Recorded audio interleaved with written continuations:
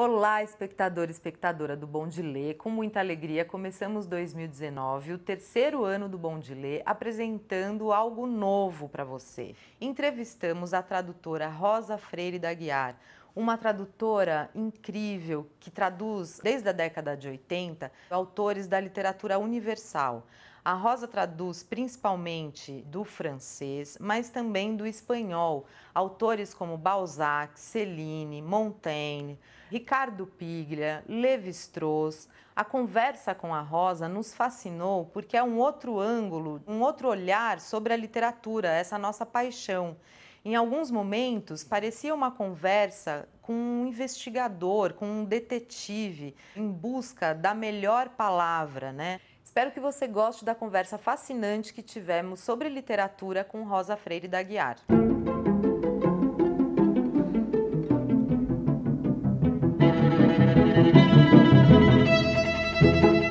Eu comecei a vida profissional na Manchete trabalhando no departamento de pesquisa. Trabalhei anos em jornal, revista, jornal e tal. Fui para a França ser correspondente de jornais daqui. Então, essa coisa da pesquisa, para mim, não apresenta problema. Claro que hoje em dia, com a internet, é a sopa do mel, né? Você acha... E esse trabalho todo de pesquisa é muito solitário, Rosa? Total. Quer dizer, eu acho que o trabalho de tradução é muito solitário. Eventualmente, o que eu falo muito, o que eu discuto muito com o editor, são os critérios que eu pretendo adotar para tal tradução. Por exemplo, no caso do Saada, a aposta, digamos, que eu fiz foi... o livro do Saada não é fácil, é um livro difícil, é um livro pesado, você tem que... é para os fortes, o livro não é para os fracos. Mas a aposta que eu fiz foi que o leitor conseguisse ler sem achar que estava lendo um roteiro de filme pornô. Não é isso. Quer dizer, o importante ali não é o palavrão, digamos assim, não é a palavra chula, não é isso. O importante ali, eu acho, porque tem um trabalho literário por trás imenso que o Sade faz. E ele, de certa forma, ele alarga as fronteiras do pensamento, enfim, da imaginação, nem do pensamento, da imaginação humana voltada para assuntos sexuais. Tinha uns desafios. Primeiro, dei uma lida primeiro. Eu não gosto de ler o livro antes de traduzir, porque eu acho que primeiro que cansa, depois você já leu, aí fica meio sem graça. E aí eu fui lendo um pouco, mas li sobre o livro, né? E aí eu vi que a dificuldade ali ia ser, quer dizer, o desafio, enfim, não a dificuldade, ia ser o vocabulário pornô, simplesmente, do século XVIII, né? Para eu não botar, sei lá, palavras que não tivessem muito a ver com o quadro da época, né? Por exemplo, eu me lembro na segunda ou terceira página já tinha uma palavra meio assim que o ideal seria colocar, por exemplo, ele estava com uma maior tesão. Bom, aí eu digo, tesão, ok. Mas será que tinha tesão no século XVIII? Será que se usava nesse sentido, né? Aí eu fui tomando nota, estavam umas palavras assim, e eu digo, vou dar uma olhada em escritores meio, digamos, eróticos do século XVIII. Bom, a primeira pessoa em que eu pensei, um século antes, foi o Gregório de Matos. Aí dei uma olhada, hoje em dia você pode encontrar isso na internet, né? Ele deu uma olhada na Boca do Inferno. E aí eu percebi que, na verdade, o Gregório de Matos, que era um século antes, era muito light pro Sade, entendeu? O Sade era muito mais heavy metal, digamos. E aí eu digo, então não é por aí. Aí resolvi, então, pegar dicionários da época. Curiosamente, em nenhum desses dicionários, essas palavras mais pesadas estavam dicionarizadas. Ele não devia... Tesão? Não. E nada, né? E nenhuma palavra, por exemplo, assim, que aparentemente não era fino, não era bom, ou talvez até houvesse censura, não sei, de você dicionarizar essas palavras, mais o que se chamaria hoje de chulas, de tabuísmo. Vulgar. Isso não estava dicionarizado. Eu digo, mas é claro que devia se falar, né? Talvez o povo devia se falar, mas a elite não botava no dicionário, Isso está na terceira página, hein? Isso, foi logo no início. Foi a parte, digamos, do primeiro terço do livro. Foi um trabalho de muita pesquisa. Depois engrena. Aí eu fui pro Bocage, e o Bocage aí virou meu guru, entendeu? Porque realmente o Bocage tinha tudo. Aí o que eu fiz? Eu peguei vários textos do Bocage E comecei a procurar essas palavras. Aí, por exemplo, tesão, estava lá no Boccaccio. Aí o que eu descubro? Tá lá o tesão. Eu descobri uma outra que estava também, que eu achei engraçado, que era sacana. Com o mesmo sentido, exatamente o mesmo sentido. Mas, curiosamente, no Boccaccio, ele usa sacana, ele usa sempre, no caso da mulher, a mulher é que é sacana, como se fosse feminino do sacano. Quer dizer, sendo que o sacano não permaneceu em português atual, né? Ninguém fala sacano, né? Mas tá lá no Boccaccio a sacana, a mulher, e o sacano, entendeu? Sendo que, de modo geral, ele preferia botar esse adjetivo na mulher e não no homem, mas enfim. Já sacanagem não tem. Quer dizer, aí eu comecei a fazer uma pesquisa assim, e foi muito legal isso. Quer dizer, o que eu não queria era pecar por anacronismo, quer dizer, colocar, sei lá, tem uma, enfim, eu posso falando aqui, estamos entre nós. Por exemplo, horas tantas, claro que o ideal seria colocar trepar, mas aí não tem condição. Quer dizer, não há a menor condição de trepar ser usado no século XVIII nesse sentido. Aí eu não pus. Então, no fundo, o que eu quis, quer dizer, o que eu achei importante no livro. Claro que tem esse vocabulário pornô, mas não é um roteiro de livro de filme pornográfico, não é um livro de sacanagem da esquina, não é. Entendeu? Ali. Então é uma coisa de até onde a alma humana vai em matéria de imaginação. É um livro sobre a volúpia, no fundo, é muito mais sobre a volúpia do que sobre o prazer físico. Claro que todos eles ficam ali, digamos, no final tudo acaba no gozo, mas antes do gozo você tem, ele prolonga imensamente aquele ato sexual para o que vale mesmo é a volúpia. Você fica pensando nele, é uma coisa voluptuosa, entendeu? Quer dizer, é muito interessante o livro, tem essa coisa assim. Agora, é um livro forte. Eu traduzi 3 selinhos. O primeiro foi pré-computador ainda, não me lembro mais. Não, computador eu já tinha, foi pré-internet, com certeza. E aí também, aí foi outra pesquisa complicada, foi outra aposta, essa foi outra aposta. A aposta, no caso do Céline, a primeira, depois eu percebi que essa coisa de aposta não vai muito longe, mas a primeira aposta é o seguinte, eu tinha lido Céline, também nem pensava em tradução, quando eu morava na França, eu tinha lido Viagem, e acho um livro maravilhoso, sensacional, ele revolucionou a linguagem, o Viagem é de 32, ou seja, 10 anos depois da Recherche do Proust. A Recherche, acho que é de 22, se não me engano, depois eu tenho que checar essas datas, a Viagem com certeza é de 32. Quer dizer, em 10 anos antes estava o Proust naquele floreio, aquela precisão das palavras exatas, não sei o que, aquela coisa toda, uma linguagem muito castiça, digamos assim. 10 anos depois chega o Céline, pá, entra, linguagem popular, gíria, palavrão, calão, tudo, tá tudo lá. Claro que literatura francesa popular, claro que já tinha. O que o Céline faz é que ele traz a literatura, quer dizer, digamos, o palavreado, a linguagem popular. Primeiro, ele coloca na boca de todos os personagens, e não só dos populares. Ele coloca no narrador, e não só nos personagens. Se você pegar amanhã, claro que já tinha um monte de literatura na França, inclusive Balzac. Na hora que ele vai botar um garrafeiro dialogando, ele põe um vocabulário que não pode ser o mesmo da Marquesa. Bom, mas o Céline não, o Céline põe para todo mundo o mesmo vocabulário e introduz uma série de novidades, e a coisa basicamente dele é a tal da música. Tem, de fato, uma musicalidade inacreditável do texto em francês. Bom, então tudo isso eu admirava do Céline em francês. De repente, eu vou ter que pôr tudo aquilo em português. Conseguirei ou não conseguirei? Será o mesmo ou não será o mesmo? Será a mesma música ou não será a mesma música? Será o mesmo calão ou não será? Se não fosse, tudo que eu gostava de Céline em francês, eu ia ajudar a matar em português. Quer dizer, eu vou ser responsável por, em francês, em português, não ter do Céline o que eu gosto dele em francês. Eu vou matar o Céline. Então, eu digo, mas quem sou eu para matar o Céline? Entendeu? Deu assim um dilema. Uma responsabilidade. Até que eu me dei conta, eu digo, mas não é, quer dizer, a gente tem igual a mesma literatura, a mesma vocabulário popular, o mesmo vocabulário chulo, a gente tem igual, quer dizer, é só uma questão de você ir adaptando. Aí foi. Esse foi o primeiro Céline, com muita pesquisa também de campo e tal, mas esse foi. Eu dei a sorte, na época, eu descobri, porque a internet não tinha. Já o segundo Céline começava aquela coisa de motor de busca, tinha o Yahoo, eu me lembro, o Google nem pensar, tinha o Yahoo, mas era muito, muito fraco e tal. Eu descobri nesse momento, por sorte, do Céline, Eu estava na França, aí eu fui um dia andar ali pelos buquinistas na beira do Sena e descobri um buquinista lá que é especialista em Céline. Então ele tinha tudo de Céline. Aí comecei a conversar com ele e tal, ele ainda tentou me vender os panfletos antissemitas do Céline, dizia que era uma fortuna, eu vendia caríssimo. Eu digo, não, eu não estou interessada no momento, tá bom. Mas aí eu descobri que havia um dicionário chamado Sandford. Sandford é um holandês, que foi o tradutor do Céline em holandês e que se correspondeu com o Céline naquele momento. Então, o Céline era o primeiro livro dele, ia sair em holandês, ele era médico, Céline, né? Ele se deu ao trabalho de parar o trabalho dele de médico e respondeu com grandes detalhes, com riqueza de detalhes. E alguém teve o bom senso e o bom gosto de publicar essa correspondência na França.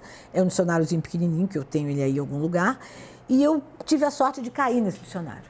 Então, curiosamente, o que eu senti é que o Sandford faltava francês para ele, não tinha talvez, porque ele faz umas perguntas que apenas se ele conhecesse um pouco mais francês, ele teria matado. Mas ele tem dúvidas que são as mesmas que eu tive, então é muito legal, foi muito legal. Era um livro dos anos 30, eu estava traduzindo nos anos 90 e de repente eu digo, gente, está o Céline respondendo. Quer dizer, foi muito legal, isso foi muito bacana. Esse foi Barra Pesada. Esse foi muito mais pesado porque ele já foi exilado não sei quantos anos, se sentindo injustiçado a vida inteira, voltou para a França, escreve esse livro, acho que é de 57, e uma característica dele que é colocar reticências para dar um ritmo, ele coloca em tudo, quer dizer, e ele não põe verbo, não usa verbo, tem frases sem verbo, sem predicado, sem conjunção, sem preposição, bom. É um caos. Aí a linguagem dele é o caos da linguagem do Céline, é o auge, é o máximo da linguagem, é o suprassumo da linguagem do Céline, está no Castelo em Castelo. O Viagem ainda tem, enfim, ele está começando apenas, ele dá uma pequena amostra do que vai ser. No Castelo em Castelo, que é o último livro dele, ele arrasa. E ali tem tudo, tem trocadilhos muitos, tem gracinhas literárias, que aí não deu, aí a minha aposta já foi um pouco diferente. Quer dizer, não dá para pôr necessariamente o mesmo trocadilho no mesmo momento.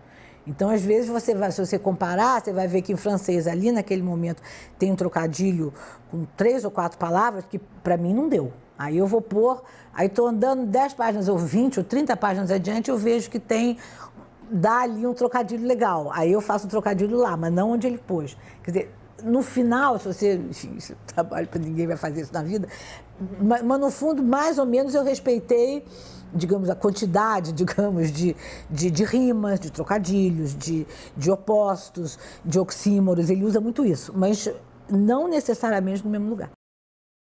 Outro que me interpelou muito recentemente foi Montaigne, os ensaios do Montaigne, que é outra viagem, é outra coisa, muito também no nível do vocabulário. Do vocabulário não, desculpe, do francês. Montaigne, ele aprende a falar em latim. O latim era a língua franca e era mesmo da época. Então, o Montaigne aprendeu a falar em latim e, obviamente, a pensar. Aprendeu a pensar em latim também, né? Ele só vai tomar conhecimento do francês como se fosse uma segunda língua, que depois, obviamente, se torna a primeira, quando ele tem 8 anos, 9 anos, por aí. Então, por exemplo, ele usa aquela coisa do verbo latino, está lá no final, no francês. Às vezes eu me lembrava, eu estava traduzindo, eu digo, meu Deus do céu, parece que eu estou lendo uma tradução do Montaigne de algum texto em latim. E tinha também outra coisa, que o francês não estava consolidado como língua ainda naquele momento. Nem era a língua da corte. Agora, você junta a isso que o Montaigne morava ali perto de Bordeaux e que, portanto, tem o dialeto gascão. Então, a língua é muito complicada do Montaigne. Aí eu fiz uma outra aposta, mas aí falei, claro, com o editor, com os editores da companhia. Eu digo, olha, gente, é o seguinte, quer dizer, eu li uma tradução antiga do Montaigne, algumas coisas que eu tinha uma tradução em português, que é muito boa, eu não sei ler mais quem é o tradutor, uma tradução que foi feita, que eu tinha aqui, era do Celso, lá dos anos 50, por aí. Mas eu digo, olha, a minha aposta, eu não gostaria que fosse essa. Eu gostaria que fosse... Tem asperezas no Montaigne, tem estranhezas, tem uma hora que você dá vontade de pegar uma lixa, dar uma limadinha, entendeu? Ali, sabe, aquela pontinha da unha e tal. Eu digo, não vou fazer isso sempre, evidente, mas em alguns momentos eu me dei a liberdade de limar algumas coisas, algumas frases do Montaigne, por exemplo, que estavam muito... Ele não usa conjunção, usa pouco. Preposição, nem sempre no lugar certo e como a gente usa. Então, tem horas que você tem que, como se fosse um quebra-cabeça, você pega aquelas várias pecinhas e você remonta o francês moderno, digamos, e depois em português, porque senão não fica sem sentido. Eu não queria... É tão bonito, mas é tão bonito Montaigne, é tão verdadeiro, é tão atual, é tão tudo, que eu queria que o leitor hoje... Se você me disser que o leitor hoje pegou o livro do Montaigne e pôs meio assim, livro de cabeceira, a minha aposta está ganha, entendeu? Outro que, por exemplo, que eu sofri muito no início, que foi pré-internet, depois eu tive pré e pós, foram os argentinos. Eu traduzi, o primeiro que tinha muito lunfardo foi, se não me engano, o Ricardo Pilha, que eu traduzi um livro dele, que ele é chamado Plata Queimada, que, portanto, é um thriller, é um crime, tem muito vocabulário de bafão, digamos assim, e, evidentemente, passado em Buenos Aires, uma grande parte do livro, e, portanto, com lunfardo, que é aquele, enfim, jargão, linguajar, não sei bem como dizer, que é uma mistura do castelhano com o italiano, com o dialeto italiano, com um pouco do espanhol, enfim, bom. E foi muito difícil na época achar, até que eu estava um dia na França e achei um dicionário de lunfardo. Nossa, fiquei felicíssima, vibrei. Foi numa livraria lá no Quinto dos Infernos, uma livraria espanhola, acabei achando. E fiquei toda contente com o meu dicionário de lunfardo, que matou todas as minhas dúvidas, fiquei felicíssima. Depois eu traduzi um primeiro Sábato, do Ernesto Sábato. Ainda me utilizei muito do dicionário, que ele põe muito de lunfardo no meio. Mas já o terceiro Sábato já era um monte de dicionário de lunfardo na internet. Quer dizer, deu ali, para a tradução, eu acho que a coisa da... Porque tem sempre, eu não sei, eu fico curiosa, quem será que fica pondo um dicionário de lunfardo online? Não tenho a menor ideia, enfim, quem é? Mas deve ter, não tem essas pessoas assim. A internet tem muito isso das pessoas terem assim, uma espécie de um trabalho voluntário, tipo a Wikipedia, né? Que todo mundo colabora e tal, tem essa coisa bacana, eu acho. E aí muda, né? Muda a tua vida. Eu não sou teórica de tradução, eu aliás, navego muito mal nas águas teóricas da tradução, mas eu peguei pelo lado prático da coisa, de fazendo, né, do fazendo o tempo todo. Mas aí eu dei uma parada, comecei a traduzir e tal, e no fundo a tradução, eu acho que eu já falei isso várias vezes, tem outras pessoas que falam também, não tem nenhuma originalidade do que eu vou falar, mas é um compromisso, né? Quer dizer, você assina um compromisso no sentido de que, você olha para a cara do autor, que não está lá, mas enfim, né? Você bota aquele texto e diz, olha, vamos fazer um pacto aqui, ou um pacto é outra palavra, quer dizer, eu vou tentar te traduzir o melhor que eu posso e você vai me permitir fazer certos desvios quando a coisa estiver muito preta. Mas eu prometo a você que em outros lugares você vai ficar bem parecido. É uma coisa de um diálogo mudo, digamos, que você faz com o autor e é um pouco isso, quer dizer, não necessariamente nas ciências sociais tem isso.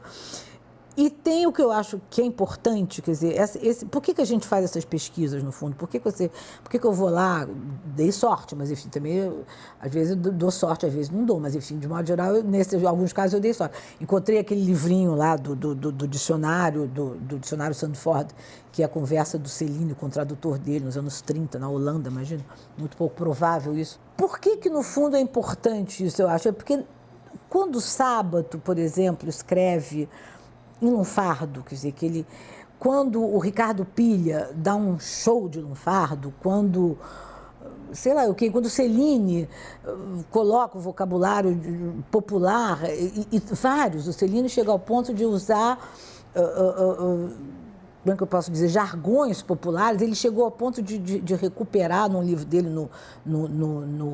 no Castelo, ele recupera uma linguagem que era falada apenas pelos açougueiros do início do século XX. E ele recuperou. Quer dizer, na hora que ele põe isso, o cara está fazendo literatura, né? Aí não dá para, entendeu? Aí não tem jeito.